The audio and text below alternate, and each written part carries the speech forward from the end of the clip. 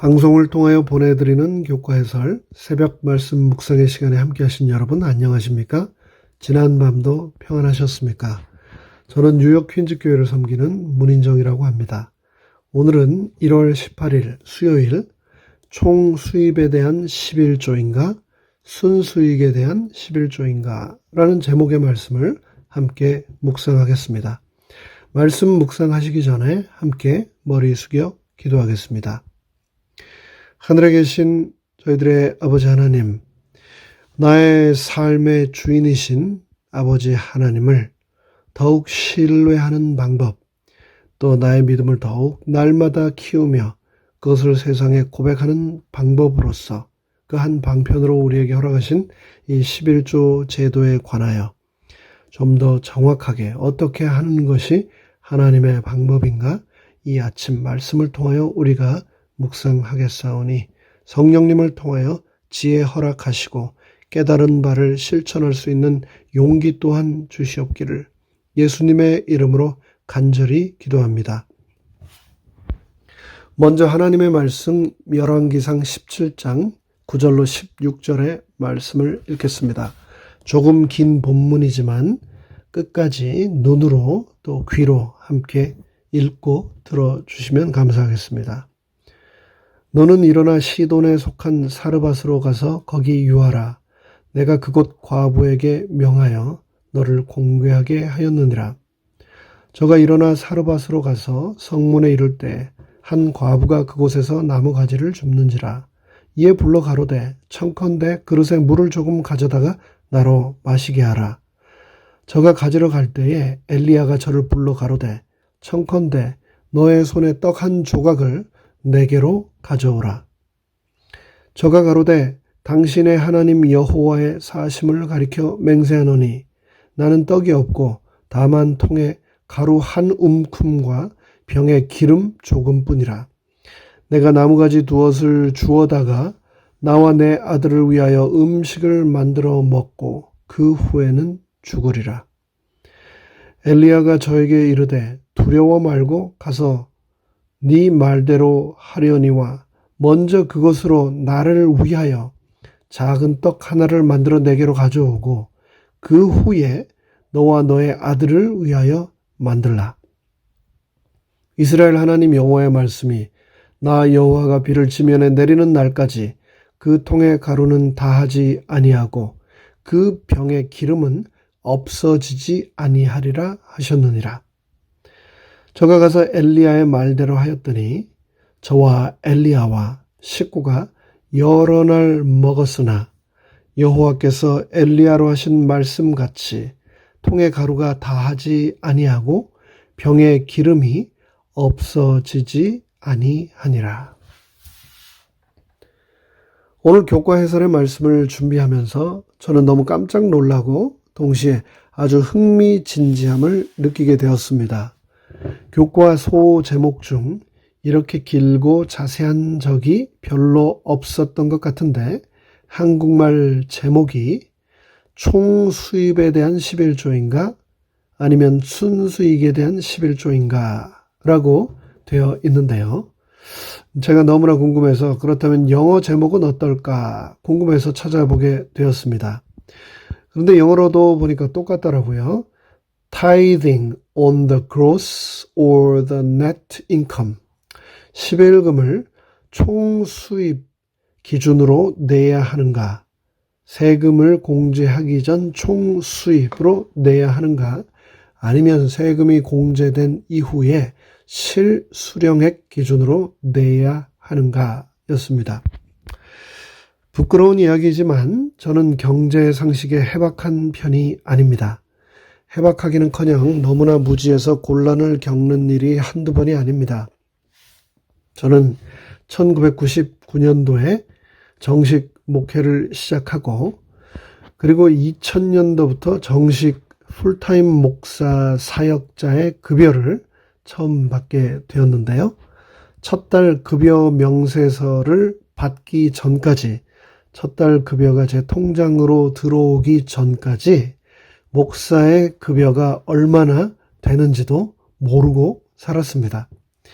그렇게 급여를 받고 나서도 매월 급여가 왜 이렇게 들쭉날쭉 하는지도 몰랐습니다. 세금으로 얼마가 나가는지도, 또 의료보험, 국민연금, 고용보험으로 얼마가 디덕션이 되는지도 몰랐습니다. 당연히 11금이 얼마가 되는지도 몰랐습니다. 아시는 분들은 아시겠지만 한국에서는 매월 급여가 들어올 때 자동으로 연합회에서 11조가 원천 공제가 돼서 나오기 때문에 11조를 계산할 필요도 없었기 때문입니다. 근데 미국에 오니까 너무나 많은 것들이 달랐습니다.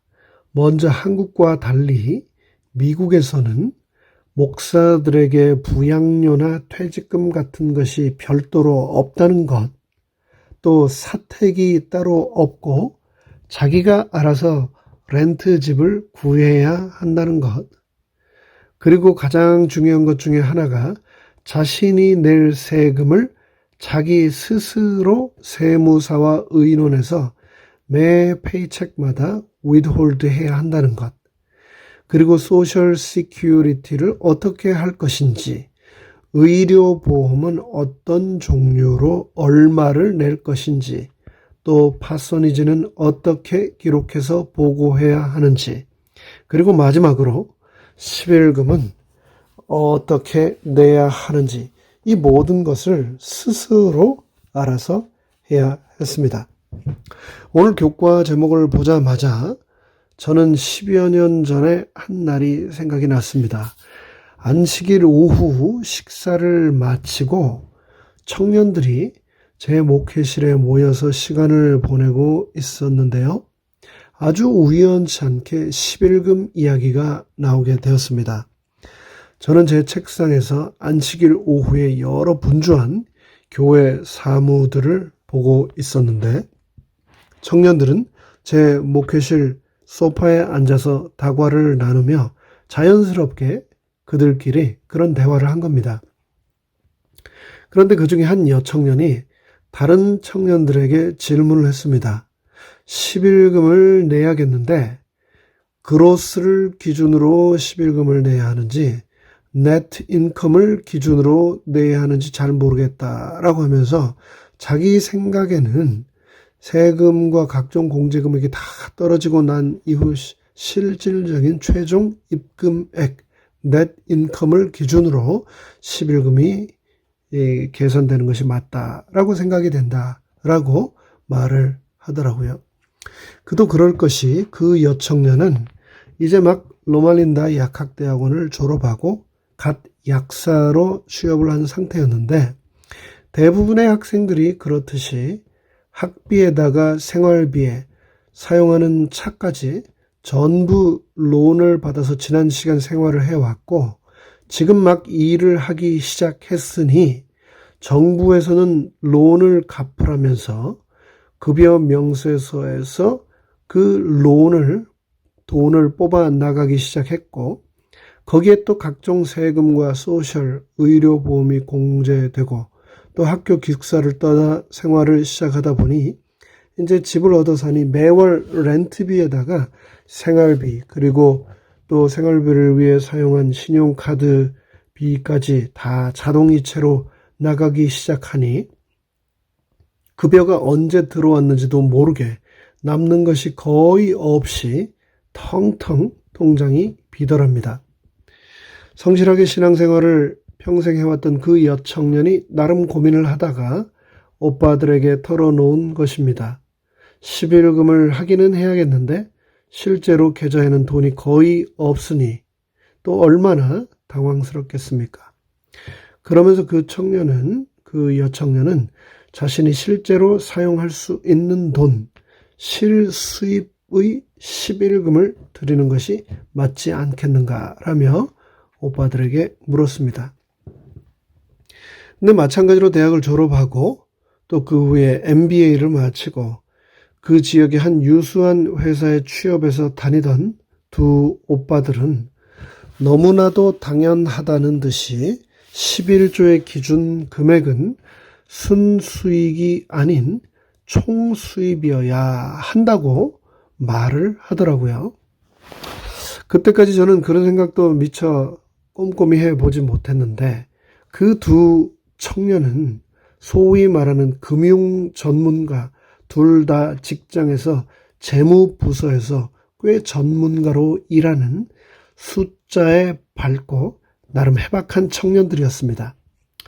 목회자임에도 불구하고 너무나 깊게 고민해보지 않았던 11조에 대한 기준 금액에 관한 청년들의 대화를 어깨너머로 들으면서 저도 많은 생각을 하게 되었습니다. 그리고 나서 나중에 알게 된 것은 그 두 남청년들이 어린 나이에도 불구하고 자신들이 말했던 것처럼 순수익이 아닌 자신들의 총 수입에 대한 11조를 철저히 드리는 신앙생활을 하고 있다는 것을 제가 우연히 알게 되었고, 그들 또한 학부뿐 아니라 MBA를 졸업한 지 10여 년이 지났음에도 불구하고 여전히 스튜던트 론을 갚아 나가면서 여전히 빠듯한 생활을 하고 있다는 것을 제가 알게 되었습니다. 대개 젊은 청년들은 자신들이 타고 싶은 차, 갖고 싶은 물건, 먹고 싶은 음식, 가고 싶은 여행지를 돌아다니는데 대부분의 돈을 소비하며 살아가기에도 급급한데 그 두 청년의 모습은 그 가운데서도 너무나 두드러지고 달라 보였던 기억이 지금도 생생합니다. 또 기억나는 한 성도님의 경우가 있어서 잠시 나누겠습니다. 그분께서는 나름 자신의 사업체를 잘 일구셔서 굉장한 성공을 거둔 분이셨습니다. 그런데 저와 함께 신앙생활을 하시던 그 즈음 사업체가 굉장히 어려워지시면서 수익이 발생하기는커녕 매월 어마어마한 적자에 시달리다가 결국은 모든 사업을 접을 수밖에 없는 상황에 이르게 되셨습니다. 그분께서는 큰 사업을 하시면서 큰 수익을 거두시는 많은 분들이 잘 하지 못하시는 철저한 11조의 구별을 몸소 실천하던 분이셨습니다. 수익이 있을 때는 그렇게 11조 생활을 하셨는데, 그런데 수입이 아니라 적자를 내면서 사업체가 돌아가니 당시 헌금은커녕 매월 엄청난 재정적 압박에 시달리셨는데, 그때 그분께서 저에게 농담 반 진담 반으로 이런 얘기를 하시더군요. 수입이 많을 때 11금으로 하나님께 드렸으니 이제 수입이 없는 상황인 자신에게 이제는 교회에서 도리어 11금을 돌려줘야 되는 것 아니냐라고 말씀을 하셨습니다. 워낙 유머와 위트가 넘치시는 분이라 그런 생각을 하신 것도 같은데, 워낙 상황이 어려우니 나름 또 그런 생각 한 번쯤은 또 들 수도 있지 않았겠습니까? 여러분은 어떻게 생각하십니까? 성도들의 11조 생활을 연구한 결과에 의하면 재림교인들 대부분은 교과에서 말하고 있는 것처럼 총 수입, 즉 세금 공제 전 수입을 기준으로 11조를 드리고 있다고 합니다. 1990년도에 대총회에서 발간된 11조 원칙과 지침 22쪽에는 11조는 법적인 세액 공제나 기타 근로자 공제 전의 총 수입을 기준으로 계산하여 드려야 한다라고 기록되어 있습니다. 사르밧 과부는 하나님으로부터 하나님의 사람이 그녀를 만나기 위해 올 것이라는 소식을 들었습니다. 그리고 엘리야가 도착했을 때 그녀는 자신이 처한 심각한 상황을 설명했습니다. 엘리야는 마실 물을 달라고 한 후에 이어서 요청을 했지요. 자신을 위하여 떡을 만들어 가져다 달라라고 말입니다. 이 기사를 읽으신 여러분은 엘리야라고 하는 사람이 한 이 행동에 대하여 어떻게 생각하십니까? 분위기 파악을 전혀 못하고 너무나 이기적으로 행동하는 사람은 아니었던가라고 그가 여겨지십니까? 아니면 그녀가 자신의 믿음을 활용하도록 그녀의 믿음을 하나님의 지시에 따라 시험한 것이라고 생각하십니까? 스스로 한번 답을 찾아봅시다. 앞에 말씀드렸던 스튜던트 론을 갚아 나가면서도 자신의 총 수입에 대하여 11조를 구별하여 신실하게 드렸다던 두 남청년의 이야기를 드리며 오늘 말씀 묵상을 마치려고 합니다. 지난 코비드 팬데믹과 급변하는 경제 상황 변화로 많은 전문직들이 이직과 감원 바람, 이 고통이 미전역을 불고 있다는 것 여러분 잘 아실 겁니다. 그런데 그런 상황 가운데서 이 청년들은 어땠을까요? 이 두 청년은 지금도 모든 미국 사람들이 가장 부러워하는 꿈의 직장 중에 하나라는 곳에서 인정받으면서 오늘도 열심히 살아가고 있습니다. 그들과 지금도 가끔 안부를 나누면서 하나님께서 그들을 인도하시고 정말 성경에 말씀하신 것처럼 그들의 곳간을 하늘 문을 여셔서 복을 쌓을 곳이 없도록 부어주고 계시는구나 라고 하는 것을 제가 안부로 듣고 있습니다. 저도 여러분 모두도 복을 쌓을 곳이 없을 만큼 한번 받아봐야 되지 않을까요? 주신 이 약속의 말씀을 의지하여 삶 가운데 실천하는 하루가 되기를 간절히 바라며 말씀 묵상을 줄입니다. 머리 숙여 기도하겠습니다. 하늘에 계신 하나님 아버지, 신실하시고 약속을 반드시 지키시는 아버지 하나님의 우리를 향하신 약속을 우리가 믿고 실천함으로 그 약속의 축복을 모두 받아 누리도록 은혜 베풀어 주시옵기를 예수님의 이름으로 간절히 기도합니다. 아멘.